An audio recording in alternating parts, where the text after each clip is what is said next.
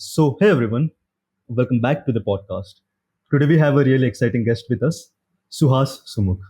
Suhas is the founder of LocalHost, a hacker house slash fellowship program that's rapidly becoming one of the most talked about spaces in the Indian startup ecosystem. He has been involved in grants through EVM Capital and has single handedly brought the SF culture and vibes to Bangalore. In this conversation, we are going to dive deep into the story behind localhost, his thoughts on deep tech and India's ecosystem, and also his personal journey from building projects as a kid to shaping one of the most ambitious communities for builders. So, a little bit more about Suhas and his story. So, Suhas started coding by accident in fifth grade. His school introduced him to Microsoft Excel. His father, a finance professional, used spreadsheets daily. So, mimicking him, Suhas stumbled into VBA and micros, his first step with programming. Later, he moved to web, discovering Replit, which gave him instant deployment and a community. During COVID, he built a text to handwriting web app, which would turn text or PDF into realistic handwriting. This was meant for schoolwork. So it went viral, caught global attention, and was later acquired for $5,000. And that exit turned a hobby into trajectory. Ever since, he has been giving out grants through Event Capital and, of course, running local host. So I welcome Suhas. Hi guys, hi Samyak. Thank you for having me on the podcast. Really great intro. Super excited to have you as well. So let's start with the questions. First, let's talk about the origin story of localhost. When did the idea of a hacker house or a fellowship style program first click for you? And why did you think this was the model, this was the format that would actually work? Yeah, but not many people know actually, but the local host has been running for like almost 3 years now, almost 3 years actually. But yeah, we kind of made noise and became like really known in this space like 6 months ago. It's like almost Mm-hmm. like 6 9 months back. It's like since January, since we like went all in on building IRL communities, IRL investments, and all of those. But yeah, Mm-hmm. I met Kay on Discord like 3 years back. He had just sold his company. I had just sold mine, so we just like had randomly met on this Discord server, where we ended up, having like same thoughts, ideologies, energies, and we wanted to do something together. And we decided let's build like a community where we can like scout these young, talented builders, developers, student entrepreneurs into like a single hub. And during this time, we came together, we made a Discord server, launched it on Twitter, and got over like 60 members in like 2 months. And after that, it's kind of boring, when community does not have Mm-hmm. activity and you have to like focus on doing something to grow it.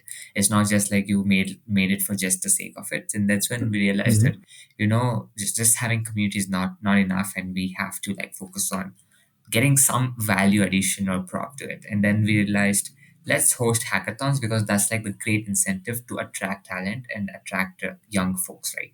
Giving prize incentives, a global space for people to hack around and build stuff. And yeah, we raised 200K for that, hosted like five international hackathons, one in Bangalore, San Francisco, Toronto, Vancouver, and in London. And we saw like a really good number of people who participated in it. I think over like 1,000 people who participated, shipped over like 700 projects.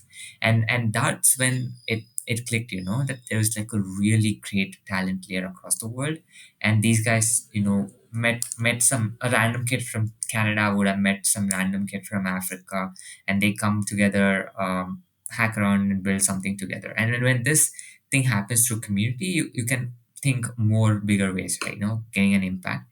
And that time we it clicked, that we could actually serve like huge talent layer, and also something which can be more impactful rather than hackathon, where hackathon was like really mundane and repetitive. You had to raise money, host hackathons, raise money, host hackathons, which is like kind of boring and not really fun. But of course, you have the fun side of like seeing what comes out of it, but it's actually really boring when you do it. So after like hosting these five hackathons, we came to a conclusion saying, we have to probably get an impact to all these talented folks. So the best thing we can do is, you know, probably give out a grant or an investments in these guys. That removes a lot of roadblock to them. And that's when like we went on raising our first round from investors across the world. We raised $500,000, and yeah, we randomly went DMing people on Twitter saying, hey, we want to invest in you. Can you tell us what you're doing? We did not even know what to do, and we like randomly put check sizes in like 10 companies from America and Canada, and today almost most of them are performing well. One is like closing seed round, the others are almost coming out of stealth slowly. So all this Mhm. happened, when we were just scouting for talent. And Mhm. during this time, it was also very stupid to call a venture capital fund, when because Right. when K was 16, I was 17. And it doesn't make big sense, to run a VC firm. That's like actually not a good thing to do it. To undermine it, we started this thing called Fast Track, where we literally take you from like -1 to zero, like through community financial support or through mentors. And then it moved on from Fast Track to a fellowship. And now we are here with IRL houses where we incubate these companies and like invest in them. So now it's like been like almost seven Mhm. different drafts, and now it's like the one which you see across the internet, which has written about us, which says hacker houses, investments, and grants. So basically, we do that now. So the local list that we see today is actually a culmination of 3 years, 3 years of trial and error that we put in. Yeah, yeah, for sure. What was the Discord server that you and K met at? Because there's this one pattern that I've noticed. All the crazy things actually happen on Discord. Even the Will Depot and Avi Schiffman mentioned that they were active on this Discord server called Gen Z Mafia. So I met Kay on Spark. It was like a community for like indie developers and student entrepreneurs, Oh, and mhm. that server we converted into like Astra, and now it's called Right. LocalHost. So it's like been a long Mhm. journey, but this has been fun. I met on a very random platform, not LinkedIn, not Twitter, but Discord. So Uh-huh. that's like really interesting way of finding a co-founder, but things fall when when you have like same ideology, same synergies, energies, goals, thinking. And yeah, it luckily enough, like, it worked out for us. Yeah, I mean, honestly, nothing ever meaningful connections don't ever come out of LinkedIn because, of course, not. People, you see real, authentic people on Discord. People just being themselves. For real. On LinkedIn, it's more of like a fake personality just to get hired. So, by the way, how did you actually raise funds? It makes sense while you were raising funds for hackathons. Maybe you must have reached to sponsors. But the second phase, when you were writing checks to founders, how exactly did you raise? You said like you raised like 100K, if I'm not wrong. It is 500,000. Half mil. Yeah. Yeah, so what we actually did was we went to take these entrepreneurs across our community, or people whom we have already known, and partly through contacts whom we had like previously. Kay sold his company, I had sold mine. Like through these contacts, word to word, we kind of went on scouting for people, and then we raised a fund as a sponsorship, to be fair. And you honestly don't expect a return from like a 500K fund. A fund which you could expect a return would probably be like $5 million, but we were like at 500K. That's nothing. So we basically took a bold bet on saying, hey, you give us this money, we will try to scout for the best talent across the world, and we'll give them the first chance. And then probably if we go big, then we'll probably see something which we can do together. So this was like the first bet we ever took, and now I think the bets have been little really good. We have seen across our Bangalore house, America side, in Europe side, and fairly I think is gonna go more successful as we continue to develop these labs, incubations, or like houses, what we call. But yeah, that's essentially how we raised our first money. Okay, and what's the highest amount of check that you have wrote, and who was the coolest person that you have funded until today? So our average check size is around like 20K to 50K, but Mhm. sometimes we go up to like 100K if it's like really something which we want to do. And also like 500, half a mil was like something which we publicly told her. But actually after that we have never disclosed how much we have raised. We have like literally put out like almost, I think, publicly available data as like 700K. And after that we never disclosed anything of, we have kept it very internal. But but yeah, 100K is max we do for an investment. And all of these are like AI space right now, which we're doing in. And we don't want to disclose these names because they're still in their funding raise round, and they're still in stealth and are slowly coming out. So I want that let that happen, and it'll happen essentially in like few months. So you'll automatically get to know. But yeah, that's our check size which we have done. And coolest people, to be fair, there's not a single person exactly I could say cool, because I see people from New York who are like so cool, like they're building in the AI space, and then they're like from like their school dorms and all of those. And in India, it's a much different case. They're like they work, go to school in the morning, come back in the evening, and work on their project. And then that's also like almost at part the US level, but not like really at that great, but they are hustling. The hustle mindset is so good here. But I don't have like an exact person who I can say great, but essentially it depends, on whatever people we want to look into, whatever people they are, and end of the day it's like the goal or the achievement they do. So yeah, I don't have like an exact person to say, but overall most of the people who get in selected for local host I would call like 90% of the people whom we select are like really great, and then like the 10% people who fill the gaps are those who are like extraordinarily working on something great. So that will probably get in like 2 years down the lane. So, of course, local host is global. You have hacker houses in India, Tokyo, Romania. We know about Kay and Andrew, but who else is part of this story from the start? I want to know about the full lore, how the team came together. Yeah, so for local host, I have two co-founders. It's Kay and Hardeep. Hardeep is the Mhm. former co-founder of the residency, Yes. and now he left residency, and now he's like a full-time co-founder for local host. So all three of us have like a shared mission, same goal, same ideology, and same thinking, and we make like a dream team, to be fair. Mhm. And also we are like placed in like a very unique central in time zone, because Hardeep is in Canada, US, Canada time zones. K is in the European time zones, or sometimes in Japan time zone, and I'm in the IST time zone, and Indian time zone. So we all like fairly have like a good flow in the time zones.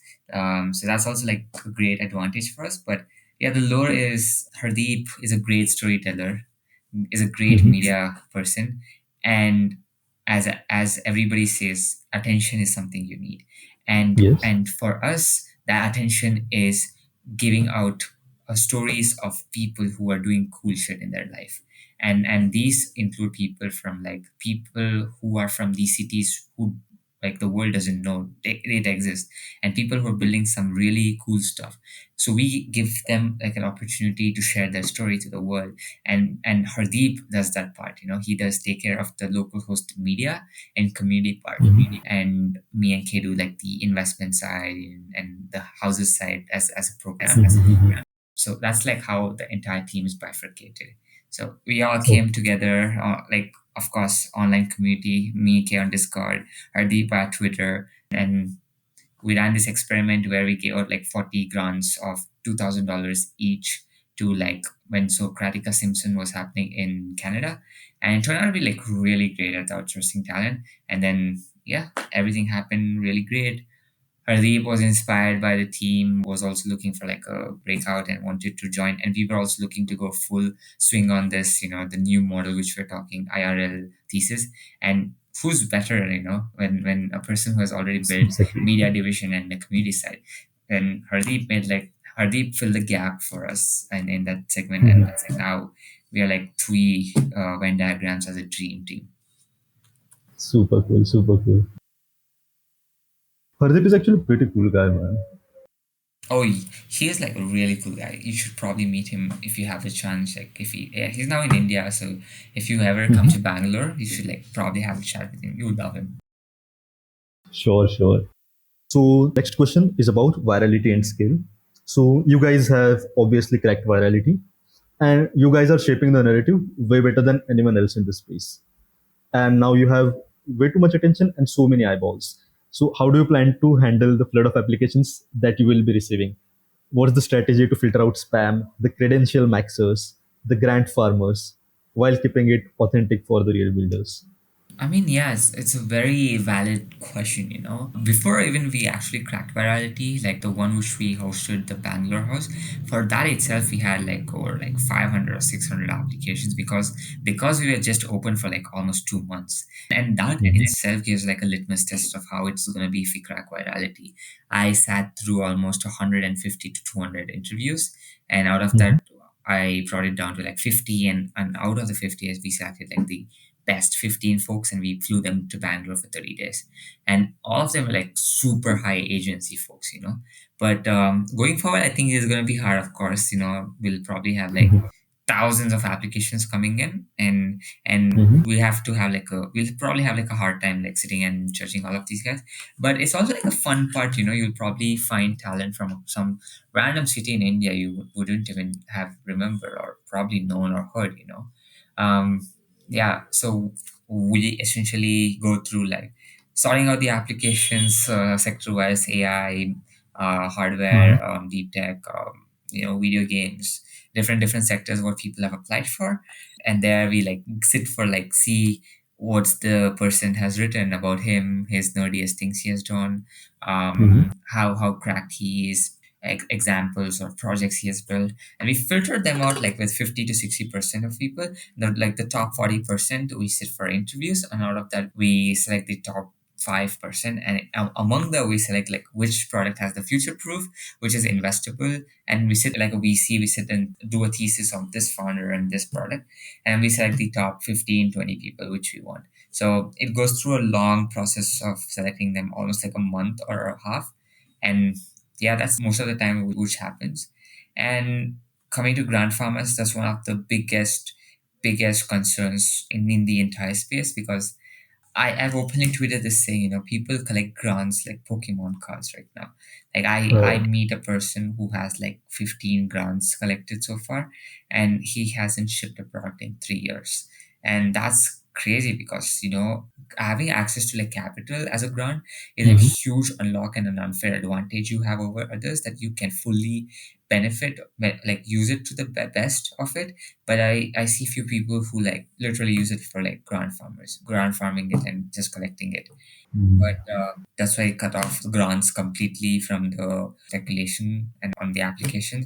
Now, to access grants, you basically need to cut off our bar of getting into the house. And if you are into the house, you get a grant. So basically, we run this thing. We have a house, we select the best 15 to 20 people whom I think we can invest in them and grow them as a builders. And we put them into the house for like 50 days, 30 days, how much ever we decide. We give them $5,000 grant, or like the big card which we had before, like loaded money, and they can use it for like 30 days. And yeah, post 30 days demo day happens, post that go to market happens, whichever kind of hits, and which is like super interesting for us, we go and invest in them. That's how we work now. Super cool. By the way, how are you handling all of this? Now you have a new house running. You're also working on Mocha, which is supposed to be an AI-powered email client, and also you're probably also still running EVM Capital, and maybe two or three more things that you probably aren't very public about. No, it's almost like most of the work I do is like publicly available, because proof of work is something which I believe on, and like I kind of use the community help on the internet to get Mhm. feedbacks. But Mocha is like a experiment I'm running with a few bunch of people wanted to see how the email space can be fixed on.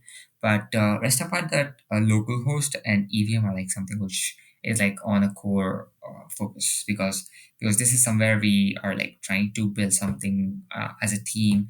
And to be fair, EVM and localhost go like side by side, because we are handling funds and community at the end of the day, and like founders basically. Mhm. So it's not very different from a tech or a non-tech place, because both of them are like in the finance field.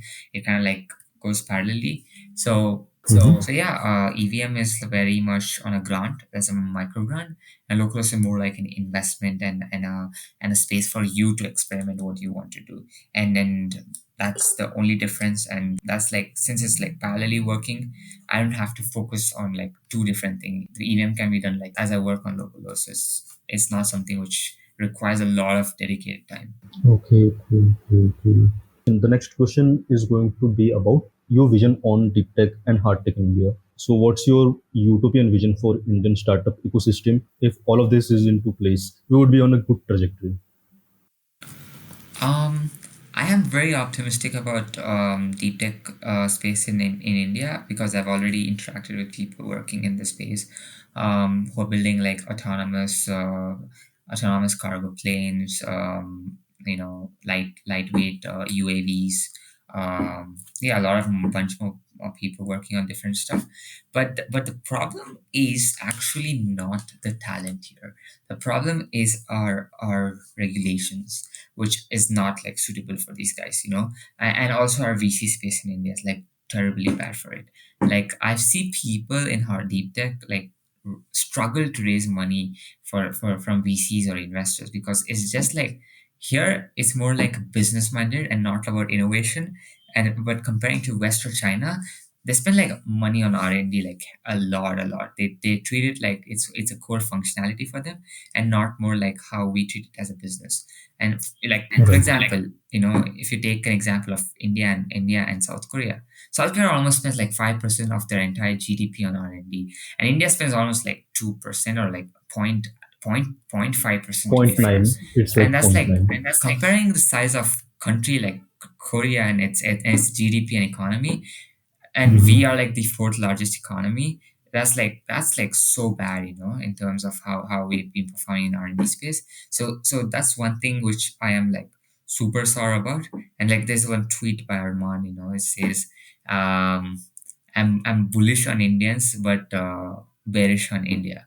And that's like holds really really true, until we get our regulators to fix out our thesis for like innovation, support system, or R&D stuff. It's really hard to keep the talent running for the hardware space here. But given if the government tries to do something in the space, comes up with new policies, new regulations, new schemes for it.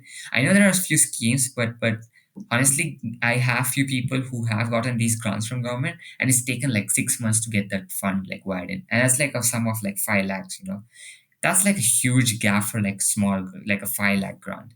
And it's there, but it's not like effectively working, or it's not like effectively optimized. So until this is kind of fixed, we don't know how the space is going to look. But given how optimistic Indian builders are, how talented they are, I'm like super optimistic on something. They will actually build something really great from here. Nice, nice, nice. So, the next question will be about your personal journey. When did you realize that you could dream at this scale? High agency is not common for everyone. There was this one turning point where they realized that, oh, yes, I can just do things. What was that turning point for you? Interesting actually. For me, it was mostly the folks I was surrounded with. My entire work I've done so far till today is because of the community which helped me grow, and I respect a lot of folks from these communities who have helped me from when I was like struggling to till today. They helped me to not to be fair, and I feel like I've learned a lot from these guys, and spending time with these folks who are like ambitious. And there's also this quote I'm very familiar. I think you will know this. Like you are the average of the five people you spend your most time with, and getting those five average people for me was like a game changer. And that changed the entire view. Once you're surrounded people who are ambitious, who are like high, who can take a lot of risk in doing what they want to do, it automatically builds in you can just do things, and it'll just work. That's what happened to me. I was like surrounded by these ambitious people on internet communities, and then at events which I went. And end of the day, I feel like these guys motivated me indirectly to start working on something which I wanted to, and it all fell into place because of their mentorship, support, and community. End of the day, and yeah, it's just because of all this and my surrounding environment. It just happened that you can think big, achieve bigger dreams, and you can actually just work on it just by having like high risk taking ability in yourself, and then it just works wonderfully. So, if you want high agency, engineer your surroundings. That's the hack. For sure, for sure. Okay, so currently, what's the hardest part of running localhost? It's probably it's probably seeing the world that we run like a venture fund, because it's so it's still like ridiculous for us to say, because I'm 18, my co-founder K is 17, and Mhm. Hardeep is 21. 21 is fine, 18 is fine, but like 17 is kind of like a skeptical in space, when you run like a big fund.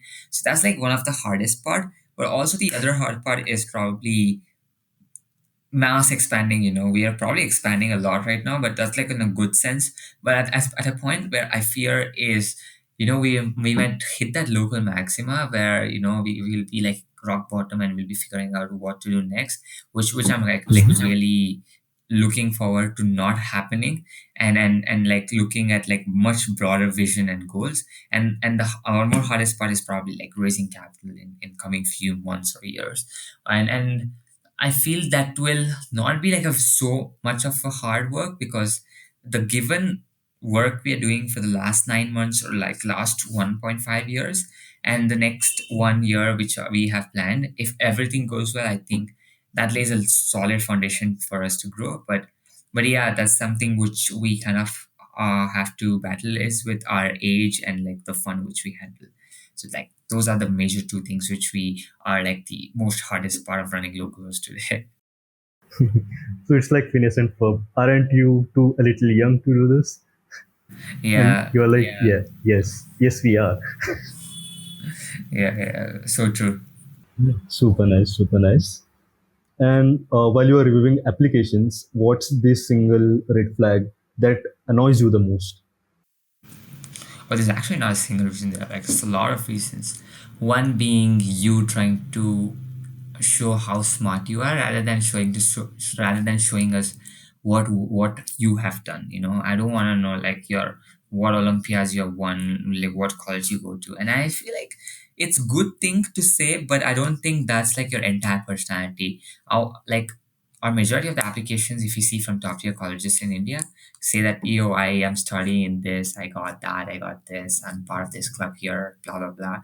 And does not hit a point saying that why are you the one I need to take in, and why prove me how what you're gonna build.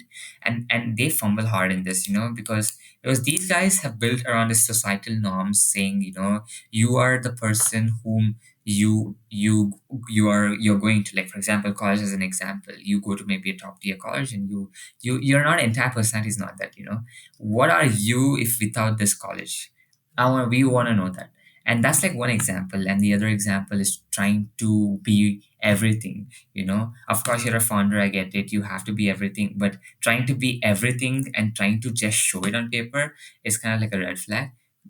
Because I've met like a lot of people, they look like so good, like an A grade founder player on paper, and then you meet them IRL, it's like the dominoes just fall.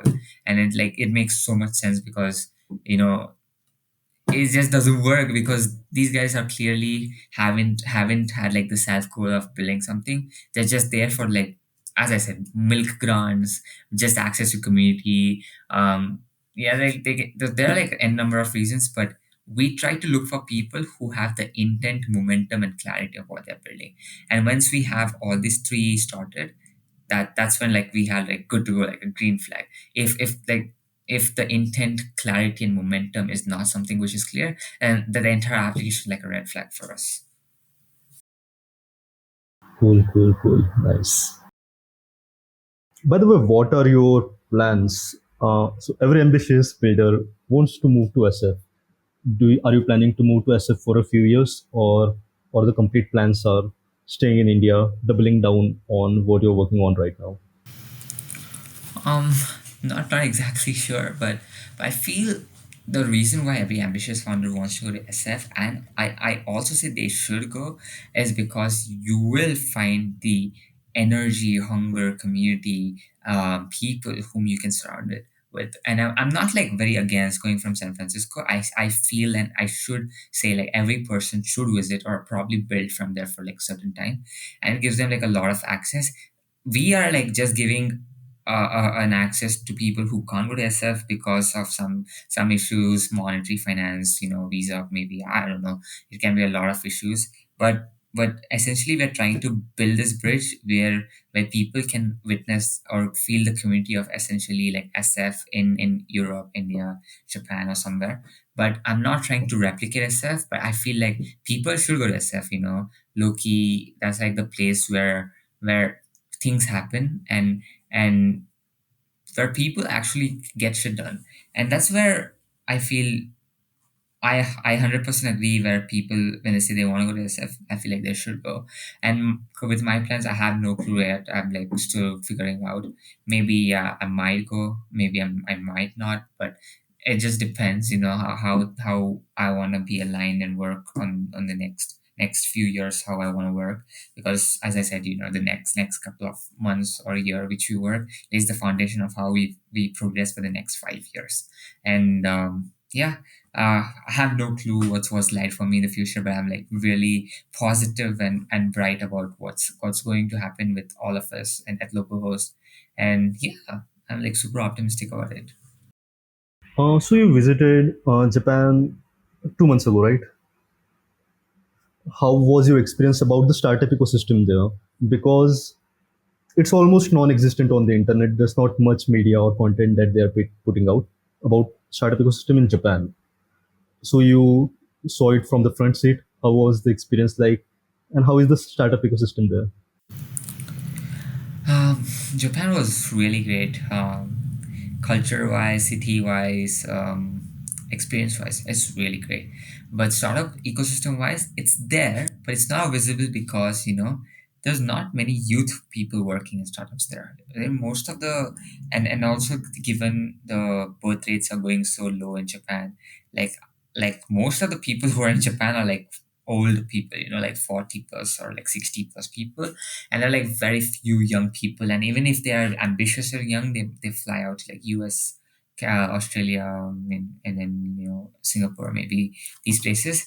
Yeah, it's just there, but the only reason why you don't hear a lot about it is because they have their own like small bubble where they work on, fintech is a big thing in Japan. And most of the people who work in like finance or like in this space are like openly publicly or like a talk with startups, but apart from that you probably won't hear anything. It's just with the culture and the people there. It's like a very very rigorous work culture there. People work like overtime, like literally overtime, and it's really very different, when you experience it. That's the only reason why you don't see. But given that if you find any person to like visit Japan, it's probably because Japan is like really, really good at culture. It's like a really good place to sell your consumer apps because Japan has its own niche market. And if you're like somebody who's building in this space, I feel like you should definitely try to visit Japan and try to build something there. There's like everybody's sleeping on Japan on that matter. But the only reason why it's not visible is because of like what I told you. There's not many youth people working there in startups or anything. Yeah, that's like one of the issues why you don't hear more about startups.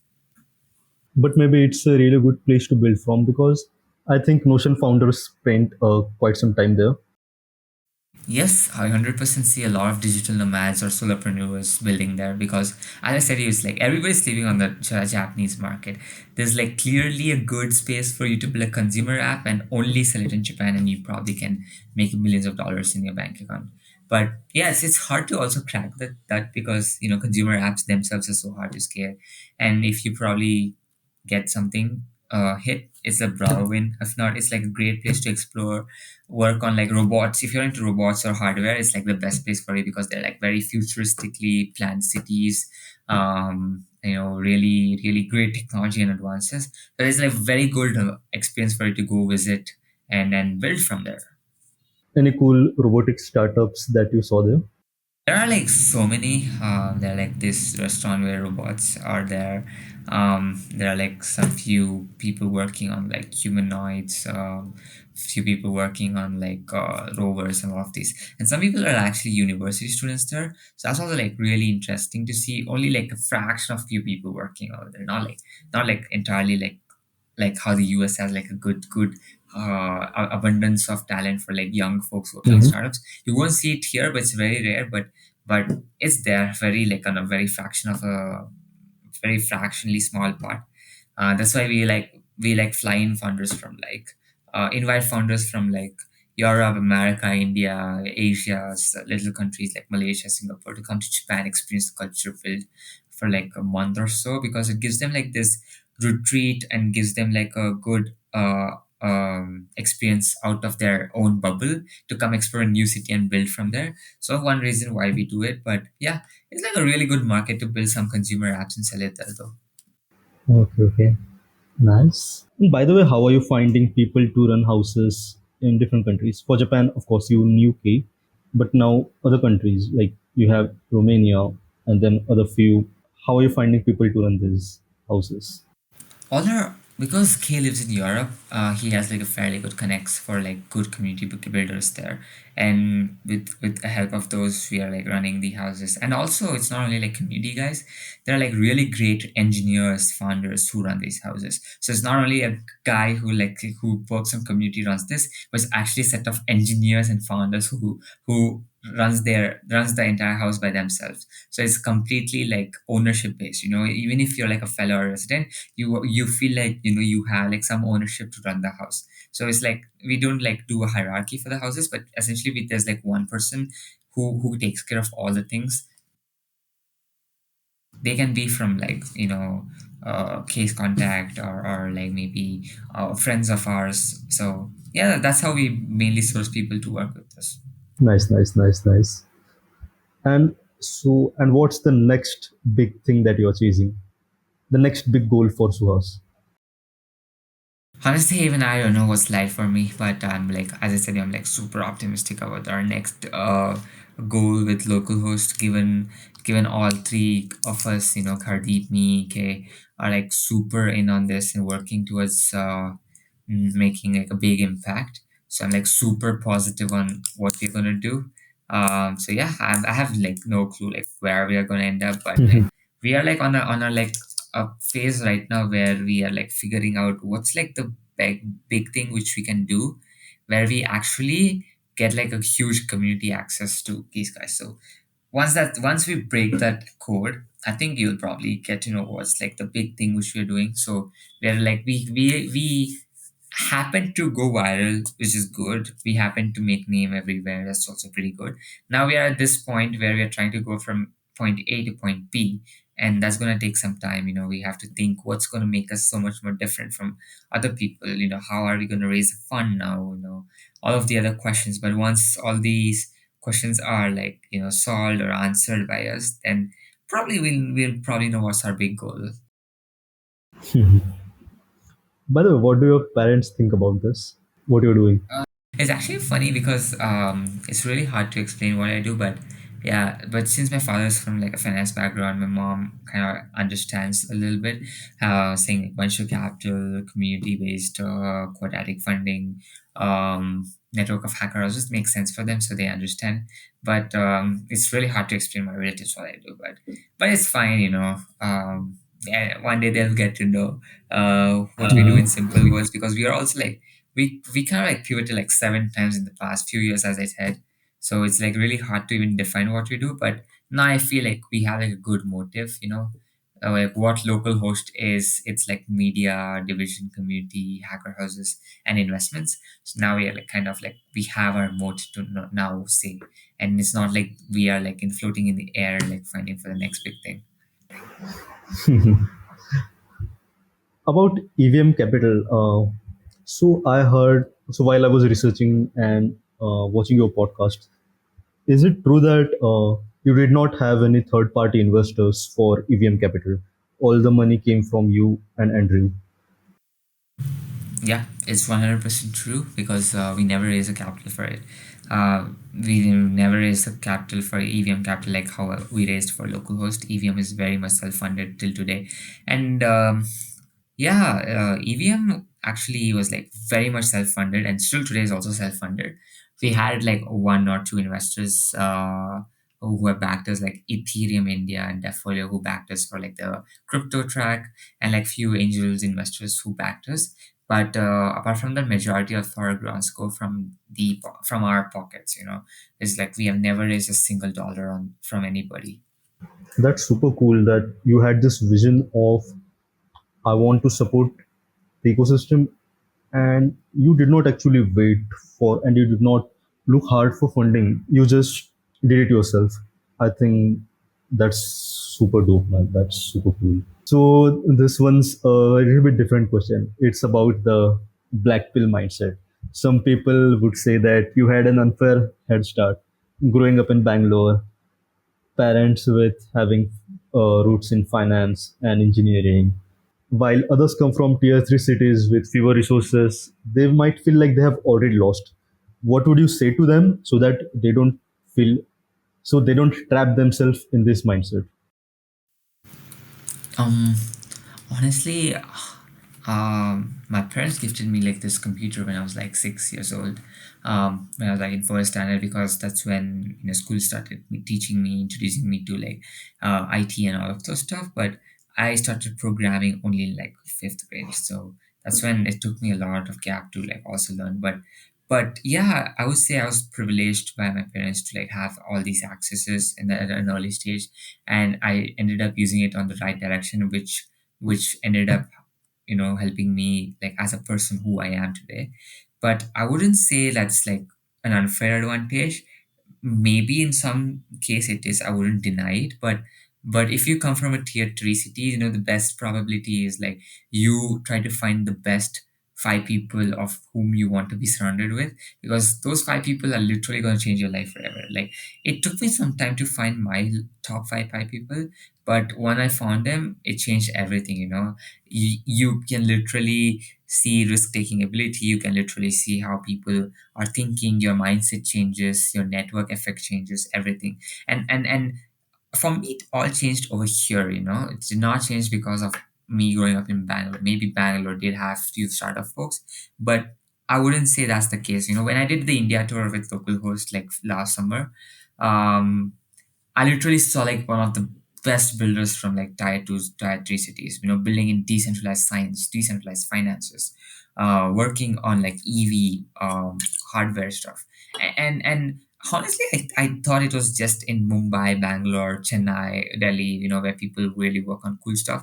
But when I went to like Jaipur, Indore, Chandigarh, people basically who never went to these places or hosted any events there, Guwahati, Ahmedabad, I literally got to know like talent is everywhere in India, and once you find your right community of people, you can do wonders. And I feel choosing those five people are going to take some time, or like choosing those top three people are going to take some time. But as soon as you crack it, you also have the unfair advantage, like how others have. Okay, so that's one thing what I've been telling people to. You just play with the cards that you are dealt with.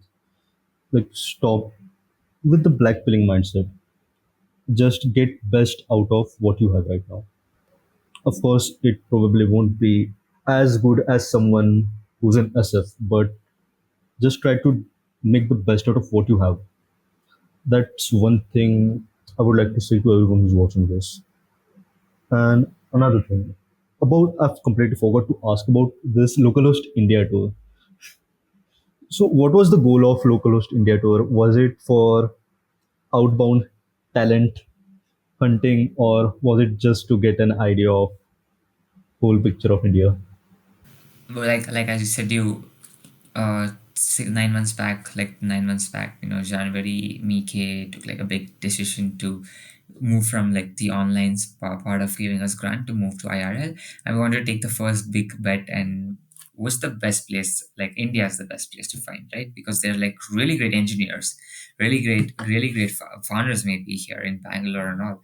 And we thought of like, doing this litmus test where we literally fly to like 15 different cities, and I literally host this small mini meetups and try to scout best of the best talents from here.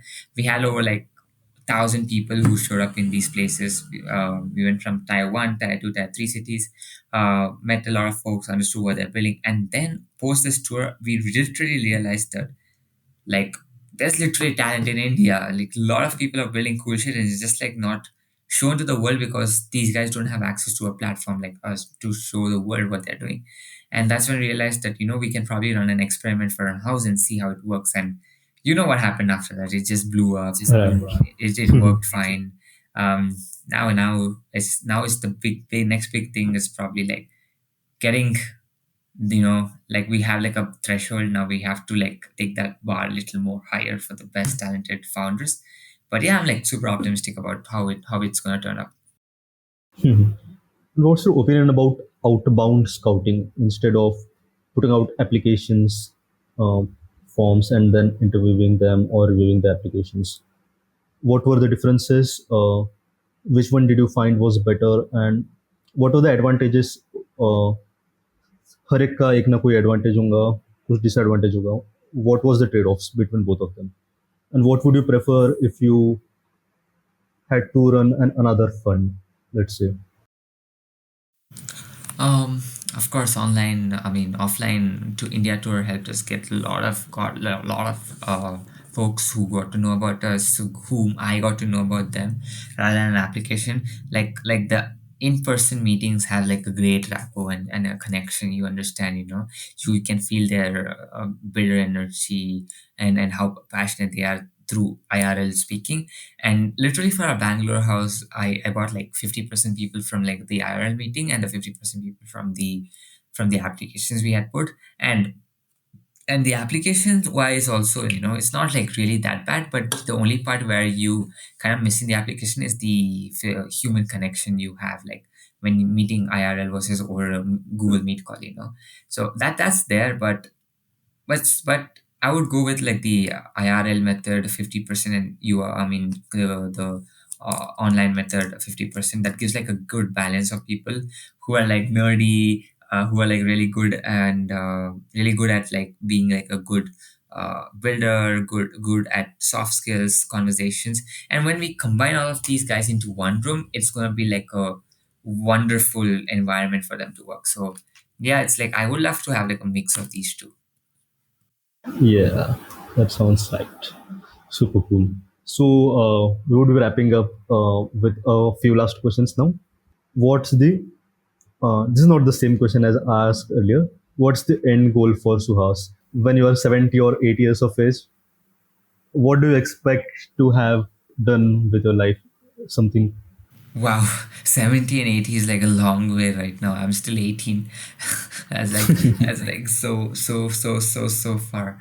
Honestly, even I don't know what is there. Probably retire, enjoy, maybe just chill with the family. I don't know.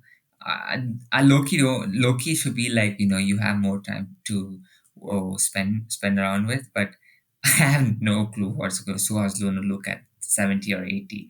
But it's gonna be like fun imagining it. But yeah, I have no clue, dude, what I'm gonna do. That was like a really hard question, to be fair. Yeah, super nice. If you had to give one advice to everyone listening, One advice I've been telling people is don't try to fit into every single place, rather than try to be a person whom you want to be and go to a place where you're actually respected. I feel like a lot of builders miss on this and try to become those kind of people when they try to go to a particular event. I had a friend who was like a good engineer, and when we went for like a hacker house of a Web3 space, I don't know. He was not by himself. He's probably looking like a cool Web3 guy. So it's there. That issue is there. So don't try to fit into places just for the sake of fitting in. Try to go to a place where you're actually respected and be yourself. That's like one big advice, and that gives you a lot of opportunities. When people know you, like who you are and who as a person you are, you will give that personal connection and all of those like really really solid. So that's one advice I would give to every young person. cool, cool. Any suggestions for books or essays or podcasts or movies? What would you recommend to ambitious people? Books I would recommend, like Psychology of Money, Doing Hard Things by Ben Horowitz, the startup books which are there. Probably all the famous ones are like really good to start off with. And essays, polygram essays, they are like the best. You should probably like read all of them. And also there is like few essays by Anu at Lulu. She writes the working theories on Substack. I literally love those essays she writes. Really good ones.